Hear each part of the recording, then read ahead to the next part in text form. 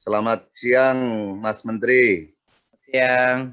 Saya Arif, Prof. M. Arif, hari ini sebagai moderator pada acara yang digagas Asosiasi Dosen Indonesia berkaitan dengan distance learning.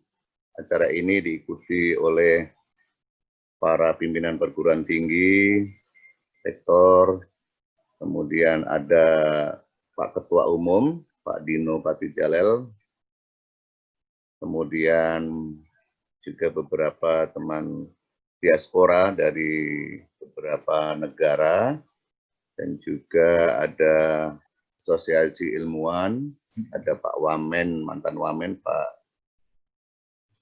Pak Dr. Dardak, dan juga banyak sekali ilmuwan, para dosen yang ikut hadir acara ini. Sebenarnya masih banyak yang ingin ikut, namun sudah ditutup agar acara ini lancar. Dan acara ini live streaming ya Mbak Dewi, dan kemudian besok juga di YouTube juga disampaikan.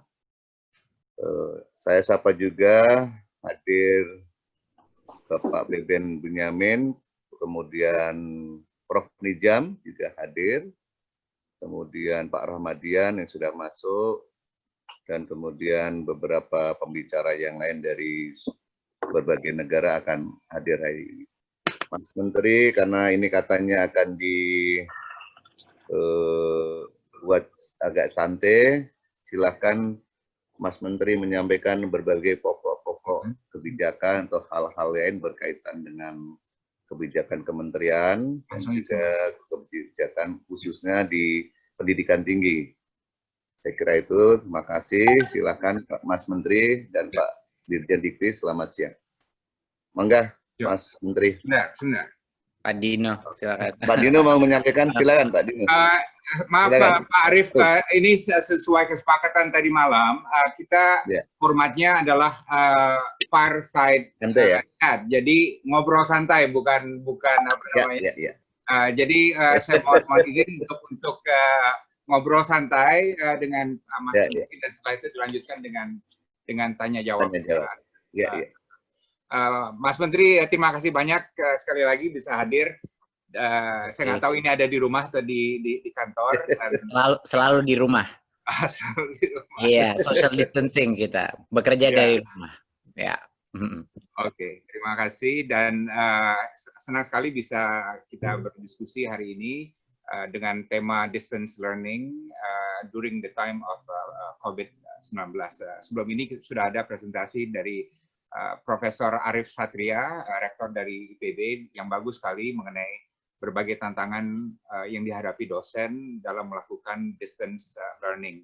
Kami dari ADI, perlu saya sampaikan, kami adalah asosiasi atau perkumpulan dosen terbesar di Indonesia, dan kita sudah 25 tahun, dan anggota kita ada sekitar 20.000 dosen di seluruh Indonesia, baik dari swasta maupun perguruan tinggi.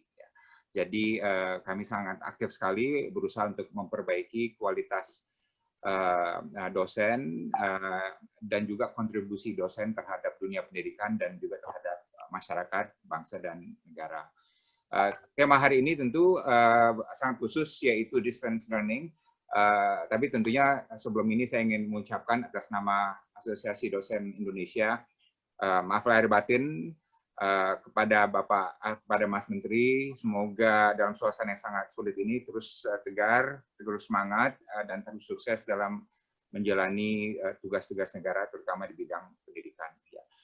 Mas Menteri, sekarang ini mungkin kita bisa mulai dengan pertanyaan atau komentar Mas Menteri mengenai bagaimana ini tantangan distance learning bagi dunia pendidikan Indonesia, karena banyak yang tidak siap karena COVID-19 datangnya juga tiba-tiba, tidak diperkirakan tahun lalu. Sementara Presiden Jokowi telah menyatakan bahwa term ini adalah term sumber daya manusia, human capital, yang tentunya sangat mengandalkan kontribusi dunia pendidikan. Jadi, what should we do, Pak? Bagaimana kita harus menyikapi tantangan COVID ini, terutama dari segi distance learning. Silakan Mas Menteri. Terima kasih Pak Dino. Terima kasih teman-teman udah mengundang saya di acara ini. Suatu kehormatan buat saya. Tantangan mengenai distance learning. Poin pertama saya adalah tantangan ini bukan dihadapi hanya di Indonesia. Tantangan ini di semua negara di dunia yang mengalami belajar dari rumah. Jadinya banyak orang persepsinya adalah bahwa kalau mungkin di negara-negara yang masih berkembang, tantangan ini lebih tinggi. Ya memang, tapi kalau dibandingkan relatif disrupsi daripada metode pembelajaran untuk semua murid-murid sedunia, itu bisa dibilang semuanya sekarang mengalami degradasi daripada pembelajaran. Mau itu keluarga atau negara-negara yang lebih kaya dari kita maupun kita. Karena begini Pak Dino, proses transisi untuk menemukan formulanya belajar dari rumah atau remote learning, itu merupakan suatu proses yang bisa makan waktu 5 tahun transisi. Tapi tiba-tiba karena kondisi COVID ini, tiba-tiba semua orang harus belajar melakukannya dalam waktu beberapa bulan. Jadi sudah jelas, walaupun proses itu bagusnya adalah proses itu terakselerasi. Jadi kita sekarang terpaksa belajar tool-tool baru untuk menemukan apa yang berhasil, apa yang tidak. Tapi penurunan kualitas pembelajaran itu secara uniform terjadi. Sangat besar. Tentunya yang tidak punya akses ke internet dan memulai punya isu-isu dengan pemahaman teknologi lebih besar tantangannya. Tetapi poin pertama adalah kita semua di same boat. Jadi seluruh dunia ini, dunia pendidikan di dunia itu mengalami pause. Kita ada terhambat gitu, generasi ini mengalami penundaan pembelajaran secara cukup uniform. Nah, itu poin saya yang pertama. Jadi tantangannya luar biasa. Kedua adalah proses apakah yang menentukan kesuksesan belajar online. Itu sebenarnya bukan teknologinya. Yang penentuan sukses belajar online kembali lagi kepada apa yang menentukan pembelajaran yang efektif, yaitu kualitas daripada gurunya sendiri. Gurunya bukan yang terpenting, salah satu ya tentunya harus melek teknologi, dia berani menggunakan tool-tool baru.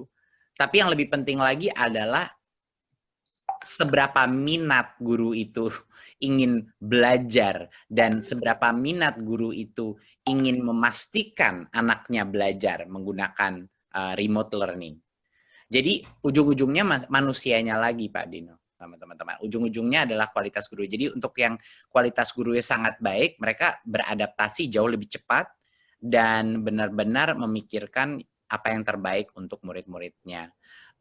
Tapi bagi banyak sekali grup lain yang mungkin terintimidasi dengan teknologi, tidak terlalu percaya diri dengan metode baru, ya pembelajaran itu tidak bahkan di berbagai macam situasi tidak terjadi pembelajaran gitu. Di banyak daerah kita harus, bukan hanya di Indonesia tapi di negara lain yang tadinya namanya belajar dari rumah, kenyataannya adalah banyak yang tidak belajar gitu. Dan itu adalah suatu hal yang harus kita hadapi dengan transparansi dan kita harus mengakui isu itu terjadi gitu. Jadi untuk balik apa yang harus kita lakukan? Oke, satu, masa transisi adalah masa yang sulit. Tetapi bukan berarti itu bukan kesempatan. Belum pernah kita melihat jumlah guru, jumlah orang tua, jumlah murid mencoba-coba metode baru dalam pembelajaran. Di seluruh sejarah Indonesia belum pernah ini terjadi. Jadi itu pun walaupun kualitas pembelajaran mungkin terkorbankan, tetapi investasi untuk teknologi adoption ke masa depan kita sedang terjadi dalam proses ini, gitu. Jadinya ada sedikit trade-off di mana kita ada pengorbanan kualitas pembelajaran, tapi kita ada benefitnya dalam adaptasi atau adopsi pengenalan dalam teknologi ke masa depan. Tapi itu benefitnya hanya nanti, gitu, ke depannya. Tapi kita mengakselerasi itu. Beberapa hal yang harus kita lakukan adalah saat ini memberikan berbagai macam opsi. Kita harus melakukan berbagai macam eksperimen, baik seperti di Kemendikbud sekarang kita melakukan TVRI, belajar dari rumah, materi dari TV untuk yang nggak punya akses ke internet atau yang tidak terlalu percaya diri dengan teknologi. Kita harus bermitra dengan berbagai macam platform pendidikan online dan kita melihat mana yang digunakan, apa yang tidak. Kita harus menggunakan berbagai macam platform teknologi yang bukan spesifik untuk pendidikan, tapi bisa digunakan untuk pendidikan dan melihat apa yang berhasil, apa yang tidak. Di luar itu, saatnya juga berbagai macam relaksasi dalam kurikulum dilakukan agar guru-guru di saat krisis ini dan murid-murid bisa fokus kepada apa yang esensinya saja. Udah nggak bisa lagi dalam situasi krisis seperti ini kita berfokus kepada comprehensiveness atau kelengkapan semua materi. Kita harus berfokus kepada apa yang esensial, dan jadi kita harus benar-benar simplify, jadi bare bone. Dan itu yang kita sedang melakukan proses. Jangan lupa kita baru mengalami ini sekitar 3 bulan ya. Jadinya untuk bermikirkan bagaimana mensimplify kurikulum pun dalam waktu 3 bulan, biasanya kurikulum itu proses penyederhanaan atau proses revisi kurikulum itu 5 tahun minimum. Karena ini bukan suatu hal yang bisa dilakukan secara tergesa-gesa, tapi kita harus dalam kondisi krisis ini mencoba memikirkan bagaimana kita bisa mensimplify.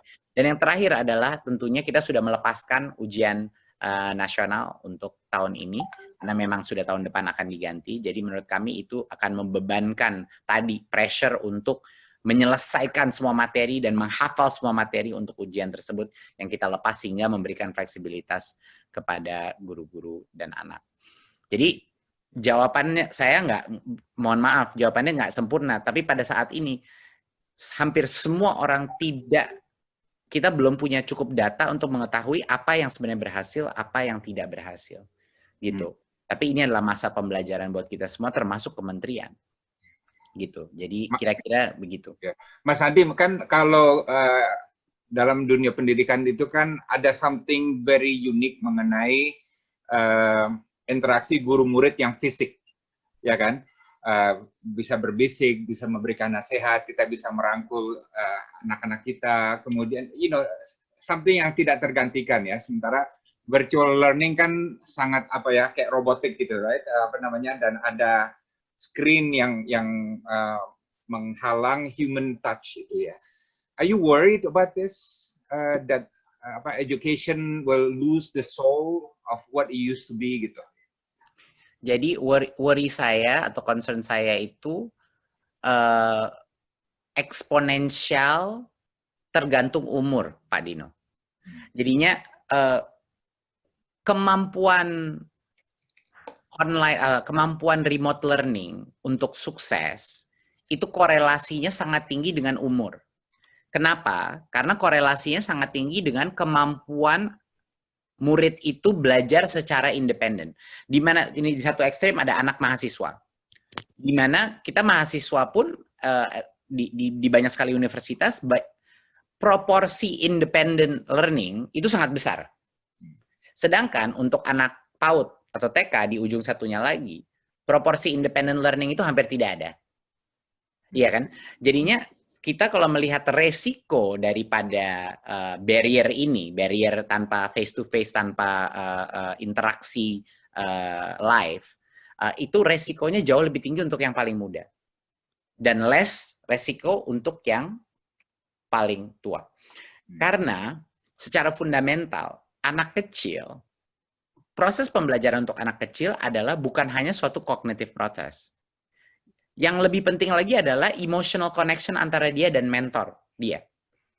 Jadi kalau dia trust itu guru, kalau dia trust itu guru PAUD, pembelajaran dia akan terstimulasi lebih besar. Sama aja kayak untuk semua orang yang punya anak, ini sangat obvious gitu.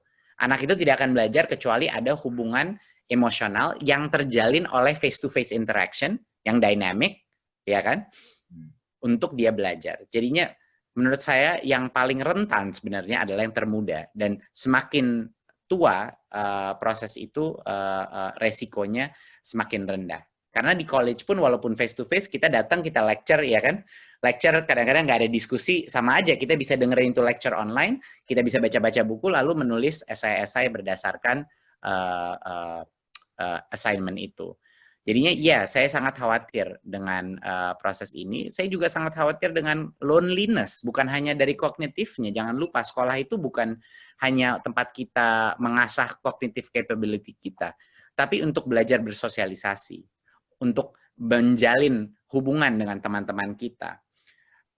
Pak Dino, kalau semua survei yang kita lakukan selama ini, yang paling ingin kembali sekolah, itu yang mayoritas, itu adalah murid-murid. Murid-murid dari SD, SMP, SMA, semuanya kangennya luar biasa sama sekolah. Yang biasanya nggak pernah mau bangun buat sekolah, sekarang mereka bilang, aduh, pengen banget, kangen sama teman, kangen sama guru, kangen nongkrong di kantin sama teman-temannya, dan lain-lain. Jadi, itu merupakan suatu hal yang nggak bisa kita minimalisir. Feeling of loneliness, atau merasa ya lonely gitu bagi anak-anak kita, dan interaksi fisik yang mereka butuhkan dengan playing dengan anak-anak lain, itu menurut saya bisa lebih besar resikonya daripada kognitifnya. Oke. Mas Nadiem, beberapa waktu lalu Mas Nadiem memberikan presentasi kepada Presiden mengenai strategi pendidikan Indonesia ke depan. Dan kebetulan saya ada spy di sana. Ada seorang kawan yang ikut dalam rapat itu, duduk di belakang, dan dia bilang presentasinya sangat bagus sekali, very cemerlang, very eloquent, but lebih penting lagi your anggaran pendidikan yang diajukan untuk mendukung strategi pendidikan yang dikonsepkan Mas Menteri itu di-approve of Presiden secara langsung, secara cepat, dan secara total. Ya, I think the number of sekitar 70 T or something. Can you bisa explain to us apa yang disampaikan kepada Bapak Presiden mengenai strategi pendidikan visi Mas Menteri ya? Oke, makasih Pak Dino. Pertama, saya nggak bisa komen mengenai apa yang terjadi dalam rapat terbatas. Oh, sorry, oke. Tapi yang bisa saya konfirmasi adalah bahwa saya hanya menjalankan visinya Pak Presiden. Saya menerjemahkan visinya Pak Presiden untuk SDM, dan beliau sangat termotivasi dengan visi Merdeka Belajar yang berdasarkan visinya Pak Presiden, tapi kami terjemahkan dalam suatu peta jalan, dalam suatu roadmap. Alasannya, jadi esensi daripada roadmap itu banyak sekali elemen di dalamnya, dan saya nggak punya waktu untuk menjelaskan semua detailnya, tapi kisi-kisi besarnya saja ya. Kisi-kisi besarnya adalah, pertama, ini merubah sistem pendidikan kita dari yang tadinya one size fits all, atau semuanya dengan paradigma standarisasi, menjadi paradigma segmentasi dan fleksibilitas. Jadinya personalization tergantung kemampuan dan interest dari masing-masing unit pendidikan kita. Jadi itu adalah satu paradigma awalnya, bahwa kalau kita ingin menciptakan generasi yang inovatif dan kreatif, tapi kita tidak memberikan apapun academic freedom terhadap unit pendidikan kita dan guru-guru kita untuk memilih komposisi daripada mata pelajaran, waktu, dan memberikan berbagai macam opsi dari sisi kurikulum maupun juga policy pembelajaran, proses pembelajaran, kita nggak akan pernah mencapai visi SDM yang kompetitif dan kelas dunia. Jadi itu yang pertama, adalah memberikan kemerdekaan dan fleksibilitas dalam proses pengajaran dan materi pengajaran. Itu satu. Kedua adalah untuk fokus kepada kepemimpinan pendidikan. Jadinya perannya si kepala sekolah, kepala rektor atau kepala prodi ini luar biasa pentingnya. Sama seperti organisasi lainnya, tidak ada bedanya. Kepemimpinan itu harus bukan kepemimpinan administratif atau logistik. Kepemimpinan itu harus menjadi mentoring kepemimpinan terhadap guru-guru lainnya dalam aspek pembelajaran. Jadinya kita ingin memastikan bahwa yang menjadi kepala sekolah di seluruh Indonesia adalah guru-guru penggerak. Guru-guru penggerak itu adalah guru yang hatinya mau yang terbaik untuk muridnya, dan dia punya kemampuan pedagogi yang baik, sehingga dia punya keinginan untuk mementor guru-guru lain untuk menjadi lebih baik.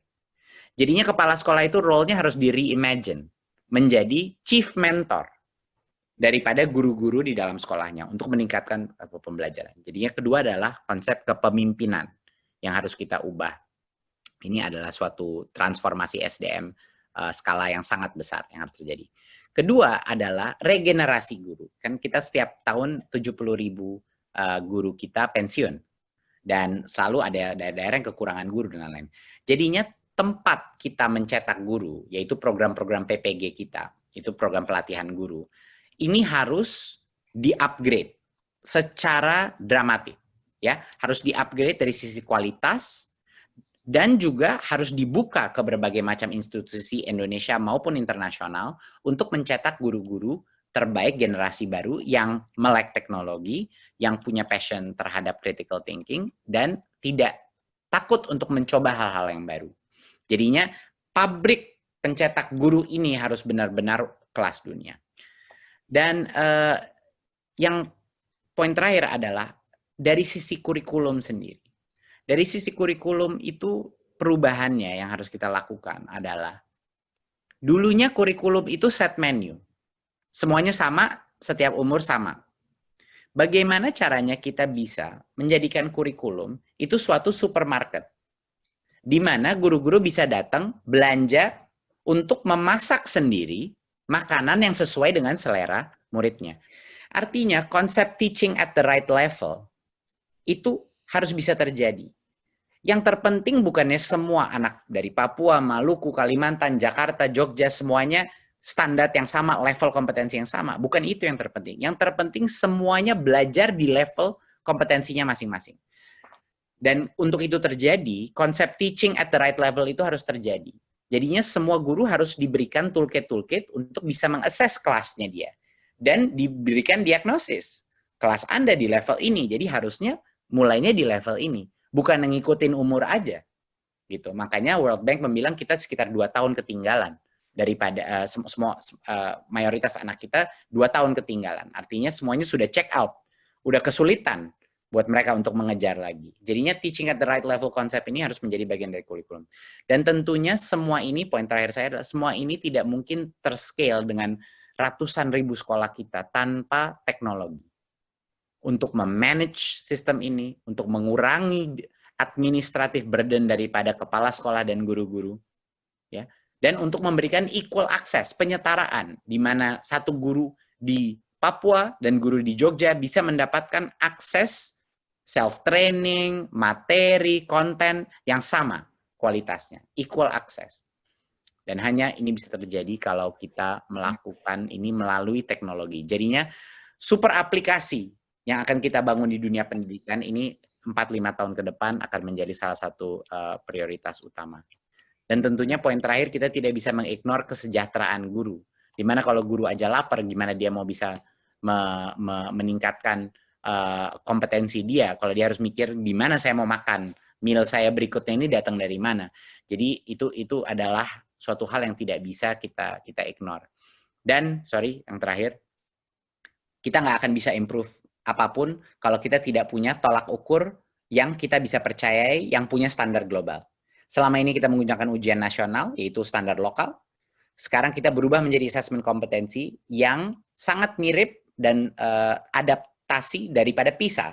Jadi kita mengetahui kalau kita menggunakan PISA sebagai ukuran kita di dunia, ya kita harus mengukur kualitas sekolah kita dan sistem pendidikan kita berdasarkan standar dunia juga. Jadinya itulah kita berubah sistemnya, bukannya kita mau tahu anak itu tahu seberapa banyak informasi, kita ingin tahu anak itu bisa mempunyai critical thinking apa tidak. Dia punya kemampuan bernalar apa tidak. Makanya numerasi dan literasi menjadi core. Dan itu nggak bisa dibimbelkan. Mau ngafal sampai manapun nggak ada dampaknya terhadap asesmen kompetensi. Kompetensi adalah kemampuan kita memproses informasi dan menganalisanya. gitu. Jadi itu susah sekali untuk dibimbelkan gitu. Saya senang sekali your point mengenai kompetensi, Mas Nadiem, karena saya sangat banyak mengalami dan termasuk diri saya sendiri tuh. Dulu saya punya academic degree yang bagus dari universitas yang bagus, tapi begitu saya masuk ke lapangan pekerjaan, saya sulit melakukan assignment. Practical intellectuality saya itu masih terbatas, harus dilatih lagi gitu. Jadi agree ada perbedaan antara knowledge and know-how ya, antara degree and competence gitu. Mereka dua hal yang berbeda gitu ya. Dan saya juga sekarang bukan hanya sebagai dosen tapi juga sebagai punya perusahaan. Banyak anak-anak dari kampus yang saya saya rekrut, tapi kalau saya kasih assignment, walaupun pinter ya secara akademis, kalau dikasih assignment susah gitu, susah komplitnya, right? So I think that touches your point mengenai competence. Menurut Mas Menteri itu gimana caranya ya agar orang-orang yang lulus dari kampus tidak hanya academically smart ya, secara konseptual dan teoritis, tapi punya practical competence yang bisa membuat mereka bersaing di pasar dengan baik gitu. Menurut saya Pak Dino nggak ada cara lain. Satu-satunya cara kita meng-acquire suatu kompetensi adalah experience. Dan experience itu artinya bisa dua hal. Bisa experiential learning dalam konteks akademi, di dalam universitas misalnya. Bisa experience di dunia yang nyata. Jadi saya selalu menggunakan analogi laut dan kolam renang. Setiap sistem S1 kita, itu 4 tahun kita latih anak itu di dalam kolam renang, lalu ekspektasi kita dia langsung bisa berenang di lautan terbuka. Yang ada ombak, ada berbagai macam jenis ikan, ada udara yang tidak pasti, ada arus, dan lain-lain. Jadi dengan analogi itu, logikanya harusnya anak itu oke, boleh dilatih di kolam renang. Jadi bisa dua hal. Kita bisa buat kolam renang yang kondisinya itu lebih mirip seperti laut. Kita ada pompa ombak, ya kita masukin ikan ke kolamnya dan lain-lain. Atau kita ambil itu mahasiswa dan kita sekali-sekali kita celupin juga ke laut terbuka untuk latihan di laut terbuka, tapi dengan safety valve, ya dengan ada perahu safety, ada yang jagain, mentor dan lain-lain.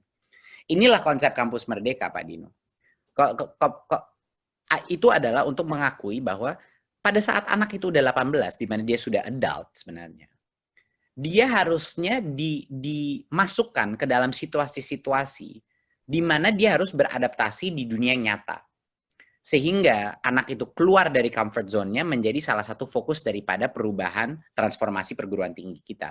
Makanya sampai dengan 3 semester, itu di luar prodinya, 2 semester, kita mau dia keluar total dari kampus universitas. Agar pada saat dia masuk laut terbuka, yaitu dunia industri, profesi, akademi, apapun profesi dia nggak tenggelam. Pak Dino, waktu sebelum saya jadi menteri, jumlah anak-anak dengan IPK 4,0 yang terpinter-pinter, ya, dari lulusan top Indonesia, pada saat dicemplungkan di perusahaan, itu sama seperti yang Pak Dino bilang, sangat sulit untuk beradaptasi, sangat kaget dengan apa tuntutan pekerjaan, kemampuan berkolaborasi dia masih 0, ya banyak yang masih 0, padahal luar biasa pinternya gitu, secara akademis dan juga secara wawasan, knowledge dan lain, tapi efektivitas dia, soft skill dia, metode-metode sesimpel ini Pak Dino, meeting, cara melakukan meeting secara efektif, cara menulis email secara efektif, komunikasi yang pendek, concise, dan akurat. Itu hal-hal yang hanya bisa dilatih kalau dia punya pengalaman beneran di dalam situasi profesional, atau kurikulum di dalam universitasnya itu berdasarkan project atau team-based project. Dari situlah dia bisa belajar collaborative skills untuk mengachieve suatu goal bersama. Karena masa depan pekerjaan ini udah bukan secret. Apa sih maksudnya revolusi 4.0, industri 4.0? Essentially, itu artinya kemampuan critical thinking, problem solving di dalam tim itu menjadi nomor satu. Ya, di dalam tim. Kemampuan individu, saya bisa argue ini, kemampuan individu sudah hampir tidak ada artinya di masa depan kita. Kalau kita tidak bisa berkontribusi secara tim dan berkolaborasi secara efektif, kita tidak akan survive di dunia baru ini. Ya. Oke. Mungkin 2 pertanyaan lagi dari saya. Ini langsung membawa kita nih kepada pertanyaan profil dosen apa yang ideal nih, yang bisa diharapkan mencetak mahasiswa-mahasiswa luar biasa, critical thinking-nya bagus, dan bisa berprestasi dan bisa bersaing di luar. Ini semua tergantung pada juga kualitas dosen ya, yang menjadi mentornya, yang membimbingnya, open up new intellectual opportunities and so on gitu. Jadi menurut Mas Menteri itu dosen-dosen kita ini the ideal profile itu seperti apa in your opinion? Sebelum saya menjawab itu, Pak Dino, pertama saya harus bilang bahwa sangat tidak realistis untuk mengekspek dosen kita ideal kalau secara sistem mereka tidak bisa menjadi ideal. Jadi kalau beban administratif mereka yang menumpuk begitu besar, ya, waktu pas masuk waktu akreditasi, ini udah banyak yang udah nggak lecture lagi. Mereka udah digencar sama kepala prodinya, yang digencar sama rektornya untuk kita harus maintain akreditasi kita sehingga semuanya menunjukkan atau membuktikan bahwa dia kerja. Jadi itu udah fokus tuh bisa 1 tahun mengerjakan tugas administratif itu. Kalau tugas administratif dia seperti itu, kalau dia tidak bisa mendapat penghasilan yang cukup dan semua waktunya habis dengan mengerjakan proyek-proyek lain di luar, ya. Kalau dia tidak di reward untuk effort-effort yang mungkin tidak align dengan secara administrasi, tetapi sebenarnya memberikan impact yang besar kepada student-studentnya dia maupun kepada komunitas, ya. Kalau insentif structure-nya aja udah rusak, bagaimana kita bisa expect dia untuk ideal? Jadi ini harus dibenahin dulu nih. Dibenahin dulu. Rezim, apalagi ini semua dalam konteks di mana banyak sekali struktur organisasi di universitas di Indonesia itu seperti mini government, di mana ada berbagai macam stakeholder yang semua hal perlu izinnya sendiri, jadi tidak ada otonomi juga. Jadi ada berbagai macam hal itu harus pertama dimerdekakan dulu, ya. Itu yang pertama. Nah, kalau sekarang untuk menjawab pertanyaannya Pak Dino, sama seperti jawaban pertanyaan itu, saya nggak akan berbeda sama pertanyaan mengenai guru. Sama aja, dosen sama guru sama. Jawaban saya adalah persis sama karakteristik yang kita inginkan dari murid yang ideal, Pak Dino. Ini suatu hal yang banyak orang mengira ada diferensiasi yang sangat besar antara murid dan guru. Bahwa karakteristik yang kita butuhkan di guru itu sangat beda sama karakteristik ideal di murid. Menurut saya itu salah. Menurut saya hampir identik apa yang kita inginkan dari a perfect student, dari a perfect dosen. Oke. Jadi itu apa? Ada 6 profil pelajar Pancasila yang kita akan canangkan. Satu adalah berketuhanan dan berakhlak mulia. Kedua adalah ini moralitas, universal values. Kedua adalah kebinekaan global. Dia merasa bagian dari suatu global citizenship. Artinya toleransi dia kepada perbedaan, dia cinta perbedaan, dan dia mengerti dia bagian dari ekosistem yang lebih besar dari dia. Ketiga, kemampuan bernalar kritis, critical thinking. Bisa nggak memecahkan masalah dan berpikir secara kritis. Keempat adalah kemampuan berkolaborasi, collaborative capability. Kelima adalah kreativitas, kemampuan mencari benang merah baru dari suatu hal yang lama majukan ke depan, kemampuan berinovasi, kemampuan berkarya. Dan yang keenam adalah kemandirian, atau kalau di dosen mungkin lebih cocoknya growth mindset. Kemandirian untuk mencari ilmu, kemandirian untuk mendorong dirinya menjadi lebih baik, dan kemandirian untuk mengambil proactive steps, nggak harus tunggu suruhan terus. Apa yang 6 profil yang kita inginkan untuk murid, itu tidak ada bedanya sama apa yang kita inginkan untuk guru. Itu sama saja. Karena proses osmosis daripada, kalau kita mau anak-anak kita mengikuti suatu profil tertentu, gimana mungkin itu bisa terjadi kalau institusi dan guru-guru atau orang dewasa di dalam institusi itu tidak memiliki karakteristik itu. Iya kan? Jadinya peran transformasi, human psychology transformasi itu harus dilakukan melalui role modeling as much as content driven gitu. Jadi role modeling itu harus terjadi dari guru. Jadi itu sebenarnya ideal. Tapi kita mungkin sedikit lebih tangible ya. Tadi kan agak filsafat. Kalau dosen itu yang ideal seperti apa? Apa contoh behavior daripada dosen yang sebenarnya ideal? Ya, yang satu adalah dia mengerti bahwa dia bukan suatu corong ilmu eksklusif untuk anak itu. Dia harus melepaskan egonya dan menyadari bahwa dunia ilmu itu jauh lebih besar dari dia. Dan tugasnya dia adalah untuk memfasilitasi semua ilmu itu tercorong kepada murid-muridnya dia. Itu secara fundamental filsafat ini masih banyak sekali guru-guru yang tidak mengerti ini. Biasanya mereka bilang, udah saya punya knowledge, kamu dengerin, kamu tulis, saya pas ke saat kamu. Sedangkan di dunia baru ini, di mana informasi itu ada, dia harus menjadi katalis atau suatu fasilitator daripada pendapatan ilmu dari berbagai macam media. Itu yang satu. Kedua, apa yang terjadi dalam kelas? Gimana kita mau expect to grow critical thinking kalau semua dosen hanya berlecture? Dia cuma lecture, pulang. Semua itu di dunia sekarang, lecture itu penting, tapi dalam aspek itu bisa direkam aja, lalu kirim aja linknya, videonya kepada student-student. Kenapa dia harus mengambil waktu studentnya dalam kelas? Kalau studentnya waktu dalam kelas, itu adalah kesempatan untuk studentnya berpartisipasi, baik dalam discussion, case method, bekerja dalam kelompok-kelompok untuk project base, dan berinteraksi dengan si profesor dan dosen itu. Jadi jangan sia-siakan waktu di kelas cuman buat satu way komunikasi. Itu dengan mudah bisa merekam dirinya dia, dengan mudah bisa mengirim bahan bacaan. Pas masuk ke kelas itu kesempatan untuk berdialog, untuk berinteraksi, untuk mengasah true critical thinking. Karena nggak ada yang namanya pembelajaran tanpa partisipasi. Kalau student itu tidak berpartisipasi, itu dia tidak belajar. Itu bukan, dia nggak mendapatkan skill-skill itu. Itu contoh kedua. Contoh ketiga adalah untuk menemukan guru-guru dosen yang terbaik adalah guru-guru yang akan mencari validasi dari kualitas dia, feedback daripada pihak-pihak di luar.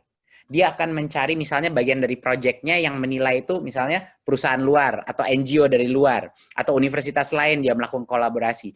Jadinya kemampuan guru itu proaktif atau dosen itu proaktif mencari resource-resource dosen-dosen lain, company-company lain untuk membantu mengajar kelasnya dia. Itu adalah sign of a dosen penggerak. Jadi kalau saya reduce 3 behavior besar, menurut saya itu salah satu 3 yang terpenting. Oke, terima kasih. Saya ada satu pertanyaan terakhir, tapi sebelum pertanyaan itu saya ingin mengomentari bahwa ide-ide dan gagasan Mas Menteri itu menurut saya luar biasa dan bagus sekali. Saya kira mungkin tantangannya Mas Menteri bagaimana nanti institutionalize those ideas, bagaimana melembagakannya dan translate in policy terms. Ini saya katakan karena waktu dulu saya di pemerintah, tantangan terbesar itu biasanya adalah bagaimana birokrasi dan lembaga yang besar yang sudah terbiasa dengan certain ways itu dibelokkan, digerakkan ke arah yang lebih progresif, dan bukan hanya di Indonesia, dan mana-mana akan ada resistance to change, banyak sikap pasif agresif ya, dan lain sebagainya, dan kalau memang berhasil nanti you gonna make history. Tapi menurut saya memang tantangan terbesar adalah bagaimana ide yang sangat progresif ini bisa di internalize, sistem pendidikan Indonesia, lembaga pendidikan Indonesia yang merupakan salah satu yang terbesar di Asia. So good luck dealing with the bureaucracy and you know there's going to be a lot of internal politicking going on there dan I know you can handle it. Tapi pertanyaan saya terakhir ya, dulu 2 tahun lalu Adi pernah menjadi bagian dari suatu kongres pemuda Indonesia yang merumuskan visi Indonesia 2045 dan salah satu visi yang jelas mengenai pendidikan adalah mengenai konsep emansipasi pendidikan yang kita rasakan masih belum belum pas ya, belum sempurna di negara kita. Ini masih berapa puluh tahun lagi ya, 25 tahun lagi. Tapi kami ingin menanyakan menurut Mas Menteri, what does emansipasi pendidikan mean to you? Dan how do we get there? Terima kasih. Ya itu, emansipasi itu artinya merdeka belajar. Itu esensi filsafat awal. Itu bukan filsafat dari saya atau tim saya, itu filsafat Ki Hajar Dewantoro. Kita nyontek dari our founding fathers yang ya dari sistem pendidikan kita yang dari dulu itu udah bener gitu, bahwa pendidikan adalah kemerdekaan mental, kemerdekaan moral, kemerdekaan kreativitas berkarya. Dan dengan dunia perubahan yang begitu cepat karena teknologi dan revolusi industri 4.0 ini menjadi lebih penting lagi. Saya suka sedih, Pak Dino, bahwa ada sering sekali komen-komen orang bahwa pendidikan itu jangan menjadi eksperimentasi. Ini ironis yang luar biasa, saya paling sedih dengar statement ini. Karena bagaimana caranya menciptakan generasi baru yang bisa mandiri berinovasi dengan segala perubahan yang begitu cepat kalau unit pendidikan kita tidak berinovasi dan mencoba hal-hal yang baru? Coba logikanya di mana? Gimana kita bisa menciptakan adaptive human being yang setiap 5 tahun harus belajar skill baru karena udah pekerjaan dia sudah kadaluarsa atau dia harus learn yang baru, continuous learning, kalau unit pendidikannya, kepala-kepala sekolahnya, guru-gurunya tidak terus mencoba hal-hal yang baru, bereksperimentasi. Jadi ini adalah suatu logical fallacy dalam sistem ini. Kita semua takut mencoba hal-hal yang baru dalam pendidikan karena sepertinya stakes-nya sangat tinggi, dan benar stakes-nya sangat tinggi. Tapi itu secara logis kita harus malah unit pendidikan kita harus institusi paling inovatif di dalam masyarakat kita. Saya ulang ya. Dari semua institusi di masyarakat kita, yang paling penting untuk terus berinovasi, dan inovasi artinya eksperimentasi, dan dalam eksperimentasi harus ada yang gagal dan ada yang sukses. Itu adalah unit pendidikan. Yang terpenting adalah itu. Tapi juga dengan kompetensi level yang memadai. Dan itu adalah challenge SDM-nya. Jadinya emansipasi itu bukan hanya emansipasi individu. Emansipasi suatu institusi dan tim yang mengelola institusi tersebut, asal hatinya di tempat yang benar dan dia memiliki minimum kompetensi yang baik, itu pasti akan menciptakan outcome yang lebih positif daripada mass standarisasi, daripada uniformitas yang selama ini kita sudah coba selama 20 tahun ke belakang dan hasilnya belum terlihat. Kesuksesan itu terlihat dari relatif angka PISA kita dan lain-lain. Jadinya udah waktunya kita mencoba hal yang baru. Apakah akan sukses apa tidak, Pak Dino, saya nggak tahu. Karena salah satu hal yang paling ironis mengenai pekerjaan di dunia pendidikan adalah hasilnya semua itu tidak akan kelihatan dalam 5 tahun. Hasilnya itu kelihatannya 10-15 tahun ke depan. Dan itu adalah personal frustrasi saya. Saya biasanya kerja sebelum ini, hasilnya langsung kelihatan. Di ini kita harus mengambil keputusan terhadap suatu arah sebaik mungkin tanpa ada instant feedback dan tanpa mengetahui apa yang kita lakukan itu akan berhasil apa tidak. Jadi ini bagi saya secara personal merupakan salah satu tugas tersulit yang pernah saya lakukan dalam hidup saya. Karena stakes-nya begitu tinggi, feedback loop-nya baru nanti 10-15 tahun ke depan. dan tidak ada reward mechanism in the short term gitu. Jadinya ini tantangan luar biasa. Saya senang tantangan, tapi ini salah satu tantangan tersulit. Yang kabar baiknya adalah tim di Kemendikbud sekarang menurut saya adalah tim yang kelas dunia sekarang. Kita ada satu generasi baru dan generasi lama yang bergabung menjadi satu, yang terbaik dari generasi lama dan generasi baru. Ada tim milenial pun banyak sekali sekarang di dalam kementerian yang sedang melakukan hipereksperimentasi secara cepat. Dan menurut saya ini yang akan survive melewati masa saya. Ya, itu mungkin inisiatif terpenting yang saya lakukan.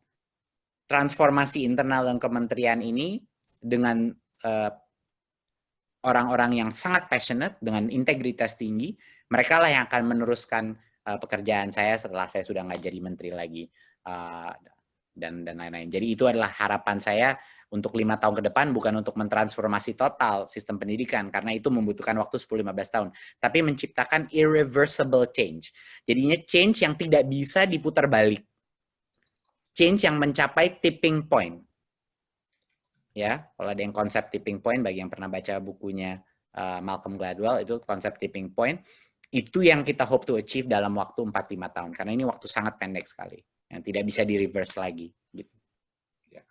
Terima kasih. Sekarang, dan by the way, you're doing a great job, ya, Mas Menteri, dan kita... We'll see in 10 years. Ya, baik. Belum tahu. Saya terima kasih banyak atas ini pencerahan yang luar biasa. Sekarang kita masuk ke sesi tanya jawab dengan para dosen yang dipimpin oleh Pak Profesor Arif yang juga menjadi host kita di sini. Saya transfer ke Profesor Arif. Iya, terima kasih Pak Dino, Ketua Umum kita. Ya, tadi sudah disampaikan luar biasa yang strategik kaitannya seluruh kaitan dunia pendidikan. Saya akan lebih menukik ke beberapa hal yang berkaitan dengan pendidikan tinggi tadi secara overall gitu ya. Hal-hal strategik Pak Mas Menteri sudah sampaikan, Ketua Umum juga sudah ditanyakan. Kami menukik ke perguruan tinggi, dan sebelumnya saya ada wartawan ini Mas Menteri yang bertanya, gitu dulu saya tanyakan, wartawan Detik. Nah, ini kaitannya dengan new normal. Ini ada beberapa PTN, PTS, kemudian Dikdasmen, Pendidikan Dasar Menengah, SMK, SMA, SMP, sebelum ke Dikti ini saya ada pertanyaan Detik saya dulu kan.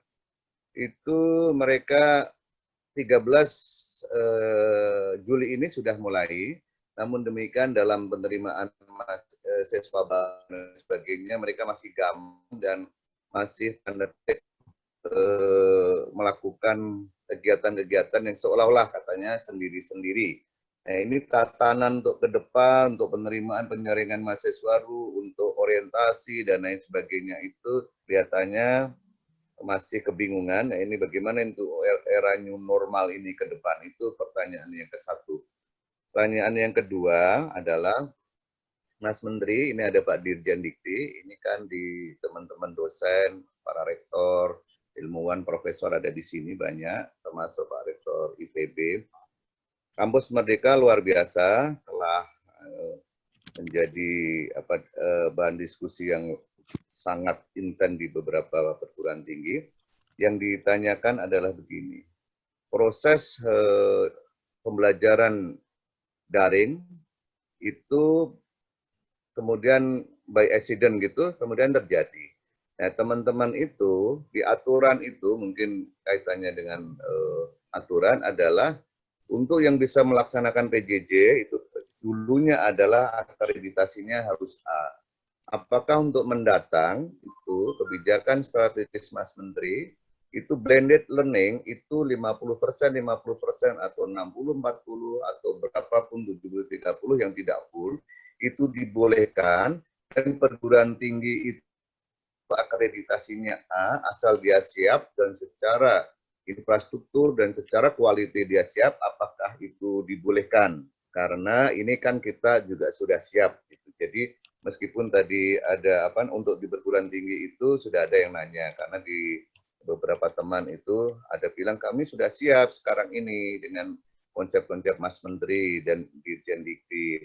Tapi ada aturan yang membelenggu seolah-olah privilege hanya A, padahal akreditasi A belum tentu proses belajar daringnya lebih bagus dari mereka yang akreditasi B, begitu ya, karena akreditasi A itu kan ada komponen lain tentang profesor, tentang infrastruktur dan lain-lain sebagainya, dan lain sebagainya. Sementara untuk proses pembelajaran daring ini kan tidak selalu terkait dengan itu. Tadi berkaitan dengan PJJ. Yang berikutnya pertanyaan strategis juga.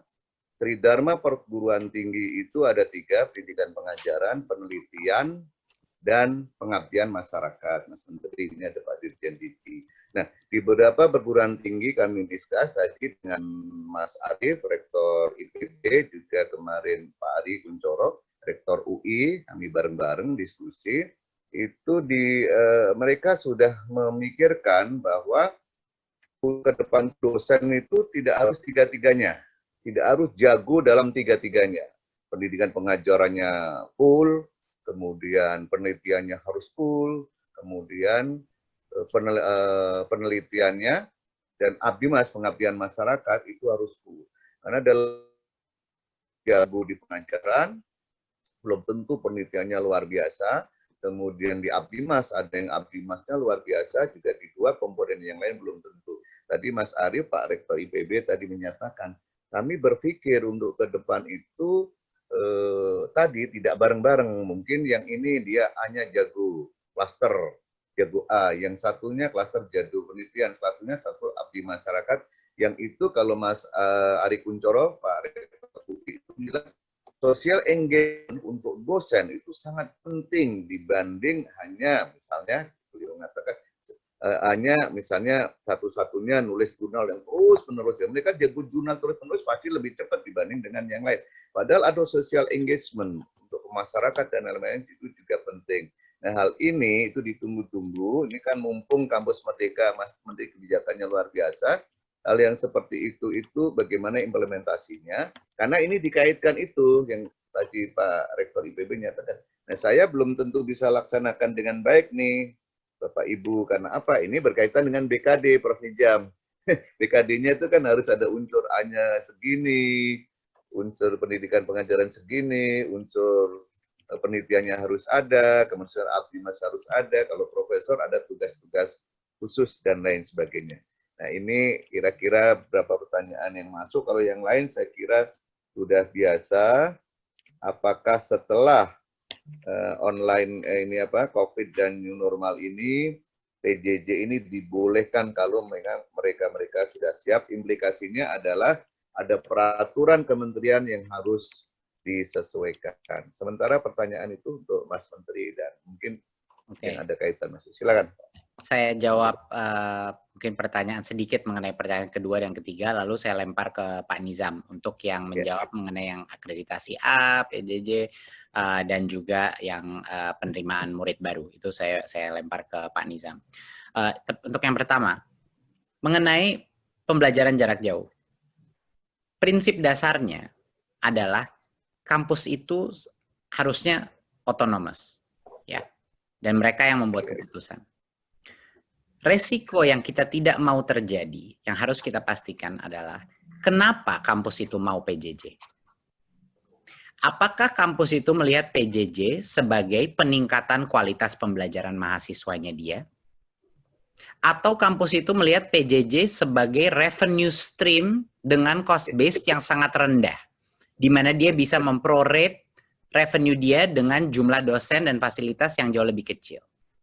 Kalau alasannya cuman untuk meningkatkan revenue-nya universitas, dan hanya itu yang difokuskan, jadinya ini programnya misalnya abal-abal dan tidak berkualitas, tapi dia ingin mengekspansi jumlah SPP dia, tentu itu akan kita cegat dan akan kita kontrol.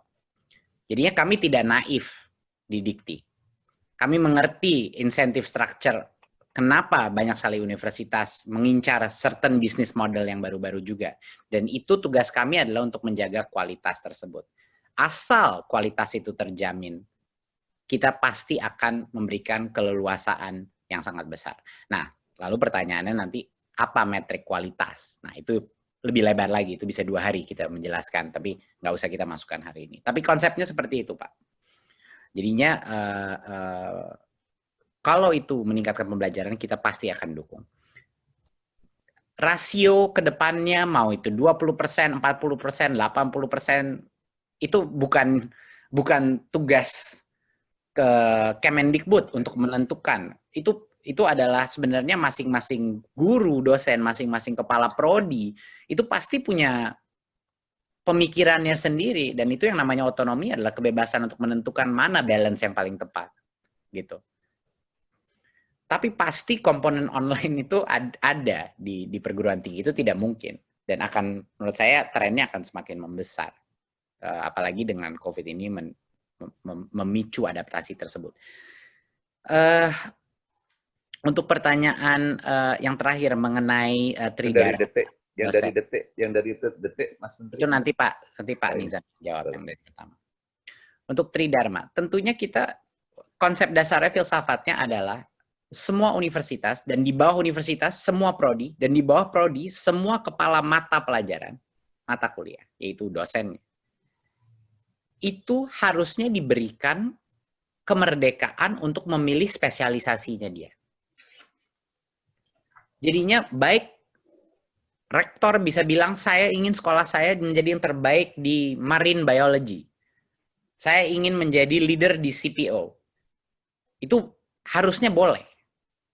Dan proses akreditasi dan performa terhadap institusi maupun kepada dosen individu nggak bisa ditarik rata. Dari awal, kalau Tridharma semuanya buat semua sistem Tridharma itu kan sebenarnya secara nasional. Tapi secara regulasi yang kita lakukan adalah memaksakan semua komponen Tridharma kepada masing-masing rektor. Lalu kita turunkan lagi, Pak. Kita maksakan lagi kepada masing-masing dosen. Dan ini nggak make sense buat saya. Harusnya totalnya kita mencapai sebagai sistem pendidikan tinggi Tridharma. Tapi masing-masing player di dalam ekosistem ini bisa menentukan apa kontribusi saya kepada Tridharma bangsa ini. Saya bisa memilih satu dari Tridharma. Kita akan mengeluarkan dalam bentuk peraturan menteri suatu transformasi terhadap penilaian dan pengabdian dosen ini untuk bisa mengakomodasi ini. Jadi ditunggu saja, saya nggak akan masuk ke detailnya. Untuk yang penerimaan mahasiswa baru dan PJJ akreditasi, saya silakan ke Pak Nizam. Terima kasih Mas Menteri dan rekan-rekan sekalian. Assalamualaikum warahmatullahi wabarakatuh. Jadi tentang PJJ, PJJ itu kan sebenarnya tidak hanya sekedar upload materi, modul, kemudian video dosen mengajar. Jadi PJJ yang benar itu tentu harus membutuhkan resources yang justru tidak sedikit. Saya pernah berkunjung ke banyak universitas terbuka di Eropa maupun di Asia, dan resources yang dibutuhkan untuk menyelenggarakan PJJ yang benar itu luar biasa sekali. Karena kalau pembelajaran fisik kan mungkin dosen berinteraksi hanya ketika kuliah atau setelah selesai kuliah. Di dalam PJJ itu standar minimumnya itu respons dari pertanyaan mahasiswa itu maksimum 1 jam sudah harus terjawab. Berarti resources 24 jam sehari itu harus tersedia untuk bisa menyelenggarakan PJJ yang benar. Nah, jadi seperti disampaikan Mas Menteri, jadi yang penting itu bagaimana kita memastikan kualitas. Bukan hanya menyebarkan kualitas rendah, jadi dengan PJJ kemudian asal upload materi selesai. Bukan itu, karena pendidikan juga tidak hanya sekedar mempelajari pengetahuan, tapi juga experience, juga values, yang itu tentu tidak mudah kalau semuanya dilakukan dengan daring. Dikti sebenarnya sudah mendorong pemanfaatan teknologi itu sejak tahun 2000-an. Saya termasuk yang di awal-awal dulu membangun Global Development Learning Networks di Indonesia dengan 3 center UI, UNRI, dan Unhas. Kemudian kita kembangkan menjadi inherent untuk memanfaatkan teknologi di dalam pembelajaran blended yang kita ingin dorong. Sehingga bisa sharing, profesor dari UI bisa ikut mengajar di Papua, ikut mengajar di Kalimantan Tengah, ikut mengajar di Maluku, di Nusa Tenggara. Dengan begitu kualitas itu akan menyebar dengan baik, bukan sebaliknya, justru malah kualitas rendah yang kita sebarkan. Dan justru pada masa pandemi ini kita menemukan momentum yang sangat luar biasa sekali, transformasi digital yang terjadi mendadak. 20 tahun kita dorong perguruan tinggi untuk menggunakan teknologi dengan hasil yang minimum sekali, sekarang tiba-tiba 4.000 perguruan tinggi kita memanfaatkan teknologi. Nah, ini harus kita dorong untuk memeratakan kualitas.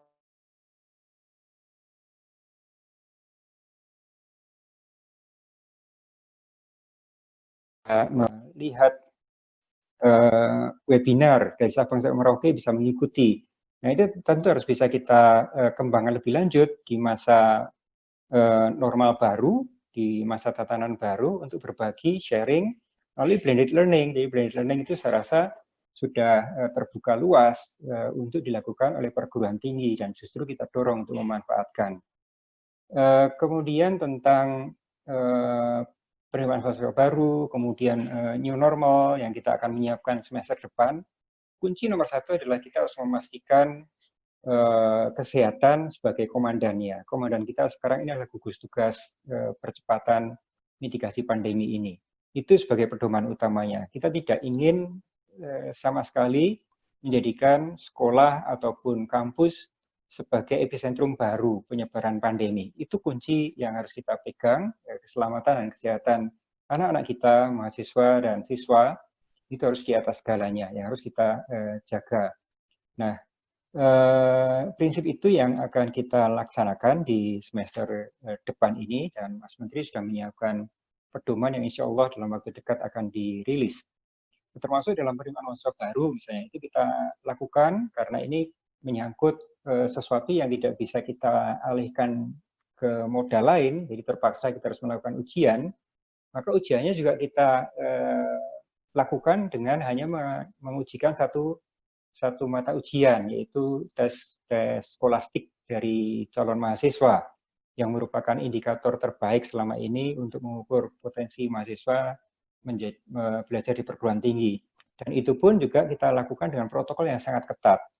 Jarak tempat duduknya, masuk harus dicek dulu suhunya, memakai masker, kemudian jaga jarak, dan jarak antar satu ujian dengan ujian berikutnya juga kita atur waktunya cukup, sehingga tidak terjadi crowd, tidak terjadi kerumunan. Kemudian tentang tridharma dosen, ini tadi sudah disampaikan Mas Menteri, saat ini kita sedang menyiapkan pedoman mulai dari kenaikan jabatan, fungsional dosen, penilaian angka kredit, ini semua kita buka ruangnya. Jadi tidak hanya semata-mata publikasi, tapi dosen yang passionnya di pengembangan teknologi, yang passionnya di social engagement, itu kita beri ruang juga, karena mereka tidak kalah dahsyatnya karya-karya mereka dibandingkan dengan yang publikasi di international journal. Tapi juga kita juga harus mempertahankan publikasi internasional kita, tetap kita tingkatkan terus, karena saat ini untuk pertama kali kita bisa melampaui seluruh negara ASEAN di dalam publikasi internasional kita. Nah, spirit ini harus kita jaga, tetapi juga kita buka ruang yang luas untuk karya-karya dosen. Selama pandemi ini luar biasa sekali karya-karya dari teman-teman dosen dan mahasiswa, lebih dari 1.000 invensi, inovasi, karya-karya teknologi tepat guna yang dihasilkan oleh dosen-dosen kita.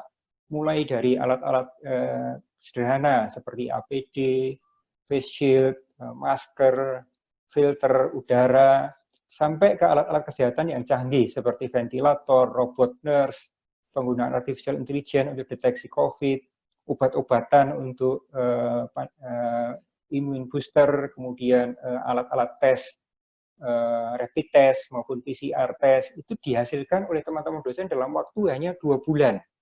Ini dahsyat sekali, belum pernah terlihat sebelumnya. Bagaimana kita bisa menghasilkan sesuatu, dan ini harus kita jaga, kita pertahankan. Dan ini sesuai dengan apa tadi yang ditanyakan. Jadi tridharma dosen itu tidak menjadi semuanya harus bisa semua. Yang akhirnya semua menjadi mediocre. Tapi semua bisa mengembangkan potensi terbaiknya, sesuai passionnya. Social engagement ya silakan yang memang passionnya di sana. Dengan begitu semangat kampus merdeka akan bisa kita wujudkan. Karena bagaimana kita ingin memerdekakan mahasiswa kalau dosennya masih terperangkap dalam sangkar yang sempit. Jadi seperti itu yang bisa saya tambahkan dari apa yang dijelaskan Mas Menteri tadi. Saya kembalikan pada Prof. Arief untuk sebagai moderator.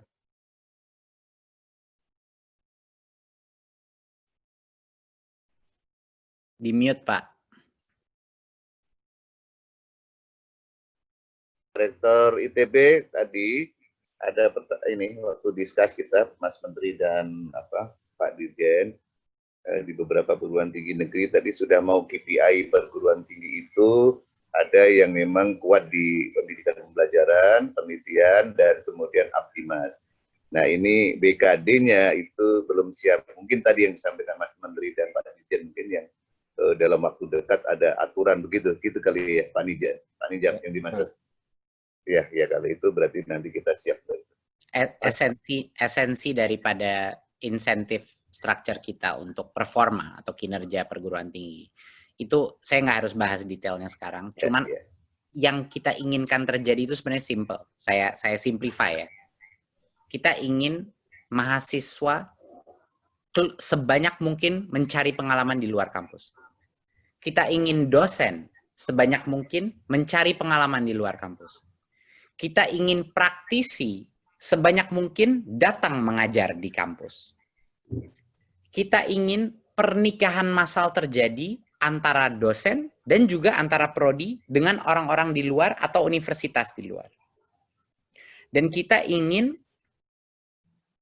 para dosen itu berkarya yang ada manfaat nyatanya di dunia nyata atau ada pertambahan knowledge dengan skala internasional. Jadinya, kalau kita bayangkan, sekarang ini perguruan tinggi di Indonesia ini kayak ada titik-titik yang tidak terhubung. Dia menjadi poin-poin atau yang tidak terhubung. Yang kita ingin ciptakan dengan strategi performa kita yang baru adalah untuk menghubungkan titik-titik ini semua. Sehingga menjadi spider web ekosistem dengan industri, dengan perguruan tinggi asing dari luar negeri, dengan non-profit dan pemerintahan. Semuanya terkonek seperti spider web. Dan dari spider web yang dense ini, itulah baru terjadi interkoneksi dan kolaborasi yang akan meningkatkan, akan menjadi multiplier effect, network effect, untuk meningkatkan kualitas semuanya. Jadinya udah waktunya kita pecah belah ini, atau kita runtuhkan tembok-tembok antara prodi, antara universitas, antara industri dan universitas. Kita runtuhkan semua tembok-tembok ini untuk terjadinya cross-pollination di antara institusi pendidikan dan institusi lain kelas dunia di Indonesia maupun di mancanegara. Itulah kira-kira nanti. Ke arahnya itu maunya ke sana. Oke. Terima kasih Mas Menteri, luar biasa. Masih ada waktu apa sudah cukup? Mungkin 3 pertanyaan dari audiensi karena kasihan banyak yang belum nanya.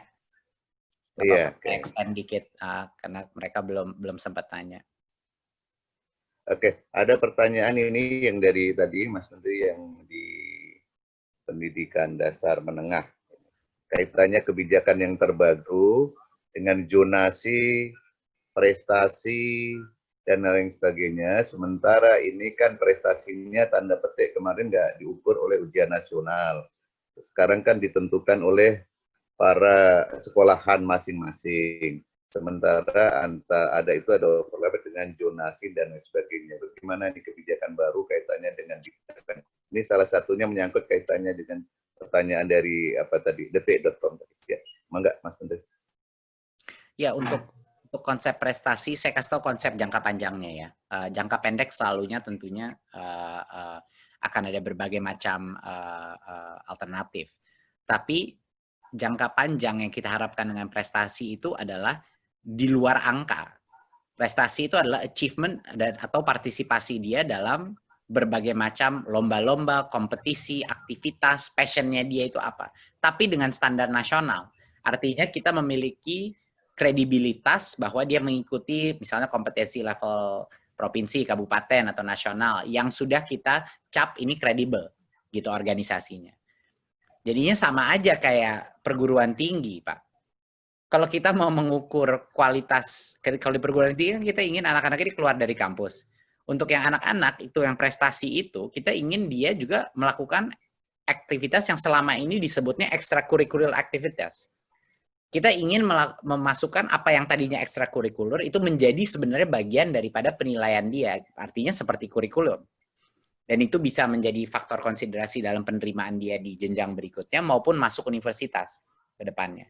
Tadi Pak Dino bilang gimana kita mau melatih kalau mereka tidak punya kompetensi dan soft skill segala. Bagaimana mau melatih kompetensi soft skill kalau dia tidak berpartisipasi secara proaktif dalam aktivitas-aktivitas di luar yang memicu kompetitif dia, spirit dia, yang memicu kreativitas dia, Dan dia harus secara independen, proaktif, mencapai prestasi di dalam kompetisi, lomba itu, atau aktivitas itu. Di bidang art, sports, musik,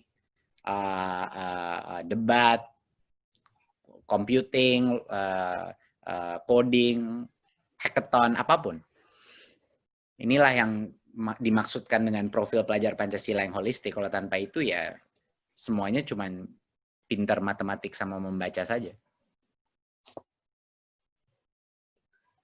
Ada pertanyaan lagi. Menarik tadi pernyataan Mas Menteri, teaching at the right level gitu ya. Ada pertanyaan. Teaching at the right level, sementara di Indonesia itu diferensianya sangat jauh antara pusat dan daerah.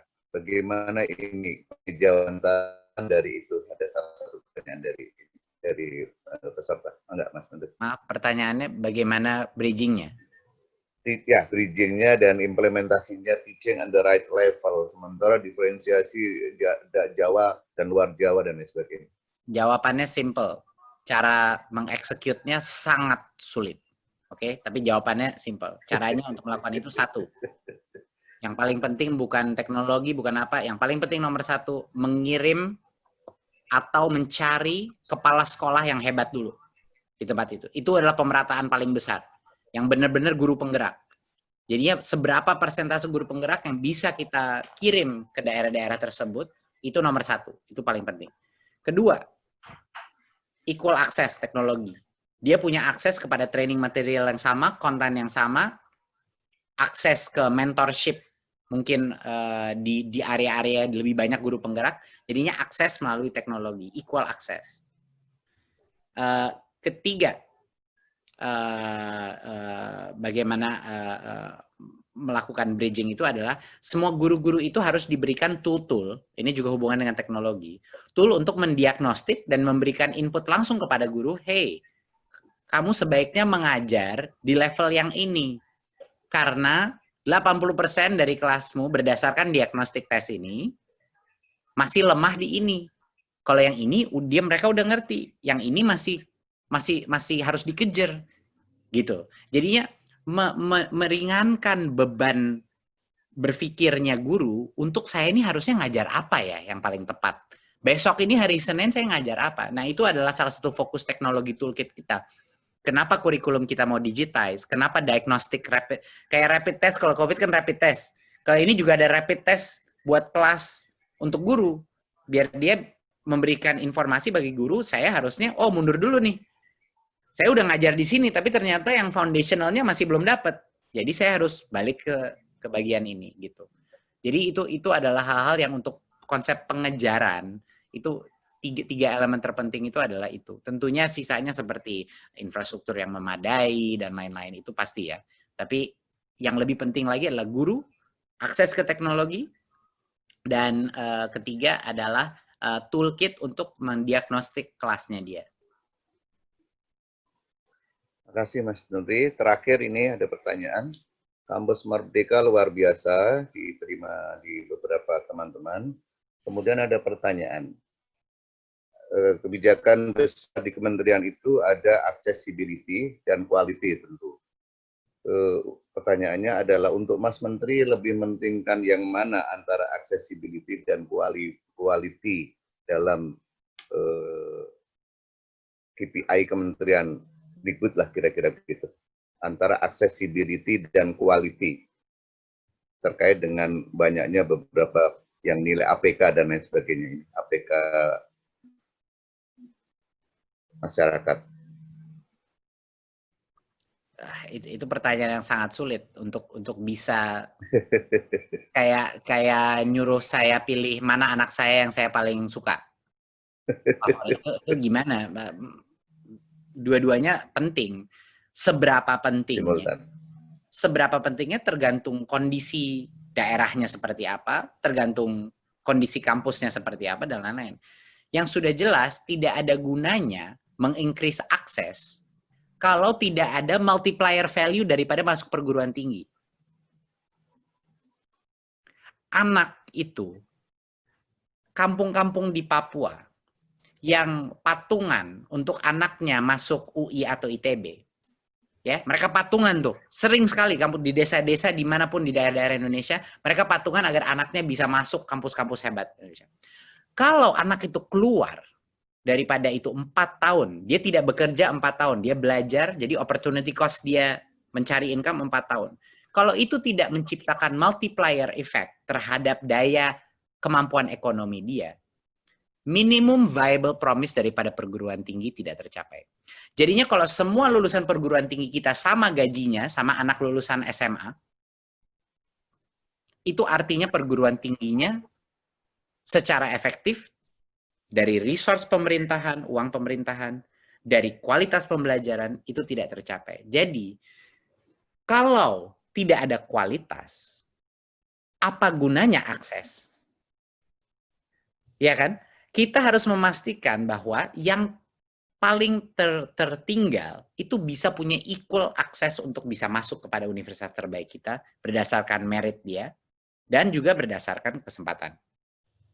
Tapi kalau kita memasukkan semua rakyat, tapi itu tidak menciptakan economic mobility untuk murid itu lebih parah lagi. Karena kita mengambil 4 tahun daripada waktu dia tanpa meningkatkan potensi ekonomi dia dan keluarga dia. Itu buat saya dosa lebih besar lagi. Ya, jadi harus dipastikan bahwa untuk kita meningkatkan APK itu penting dan akses. Tapi kalau mereka semua masuk ke dalam yang kualitas yang tidak ada, itu malah net negatif economic impact kepada keluarga-keluarga terbawah. Jadinya ini dua masalah harus secara paralel di-solve.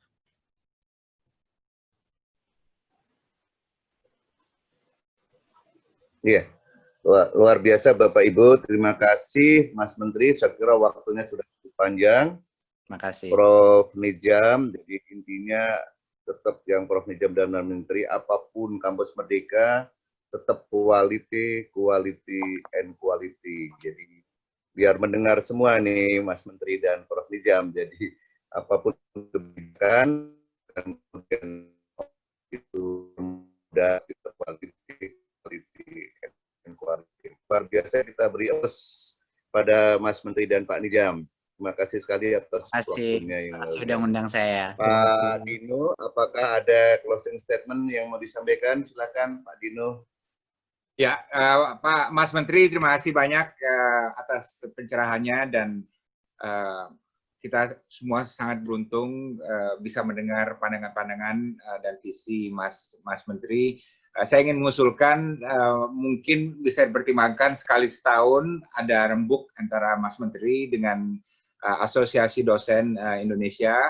Mudah-mudahan bisa di kantor Mas Menteri secara fisik nanti ya kalau COVID sudah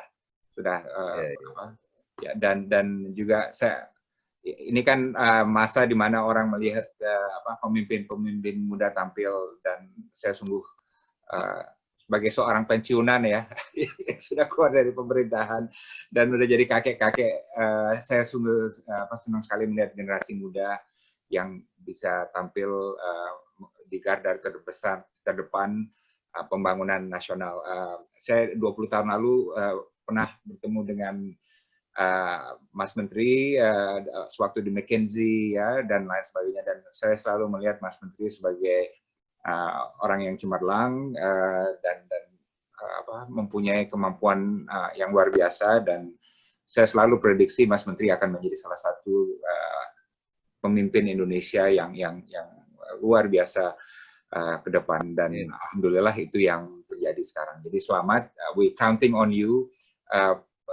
Dosen-dosen seluruh Indonesia juga counting on you to support us, dan selamat bertugas, dan semoga Mas Nadiem dan keluarga selalu aman dan sehat dari ancaman COVID-19. Assalamualaikum warahmatullahi wabarakatuh. Waalaikumsalam. Terima kasih untuk kehormatan buat saya. Terima kasih Bapak Ibu, kita berikan tepuk tangan. Mari. Bye-bye. Terima kasih Pak Nijam. Mohon izin juga. Monggo Prof. Nijam. Bapak Ibu yang saya hormati, demikianlah luar biasa ini ya, panjang banget dan full tim ya, karena memang Prof. Nijam itu di pendidikan tinggi, dan kelihatannya Mas Menteri itu terus terang setelah saya ngikuti ya, pernah berapa kali ketemu dan